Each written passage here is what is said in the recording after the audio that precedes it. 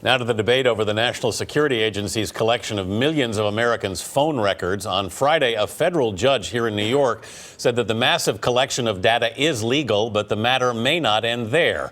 Chip Reid is with the president in Hawaii. Chip, good morning. Well, good morning, Anthony. We now have two decisions from two different federal judges, and they are directly contradictory. Both of the decisions are being appealed, and it's looking increasingly likely that this issue could wind up before the United States Supreme Court. In a 54-page ruling, New York federal judge William Pauley said the NSA's phone call data collection program does not violate the Constitution's ban on unreasonable searches and seizures. There is no evidence, the judge wrote, that the government has used any of the NSA data for any purpose other than investigating and disrupting terrorist attacks. The judge cited specific examples of terrorist plots that were foiled by the NSA's collection of every thread of telephone call information. And he added, as the September 11th attacks demonstrate, the cost of missing such a thread can be horrific.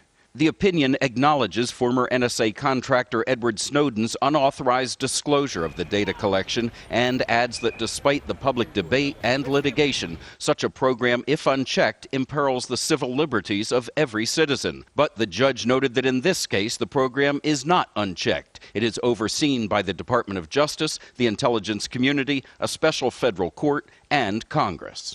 The decision made Friday dismisses a lawsuit brought by the American Civil Liberties Union and is in direct conflict with a decision by U.S. District Court Judge Richard Leon, who ruled against the government earlier this month, calling the government surveillance program almost Orwellian and what once would have been considered the stuff of science fiction.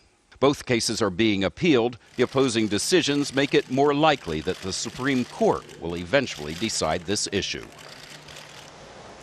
The White House had no comment on Friday's ruling, but earlier this month, a presidential panel recommended major changes to the NSA program. And Anthony Vanita, a senior White House official here in Hawaii, told me that when the president returns to Washington in January, he will propose a specific set of reforms.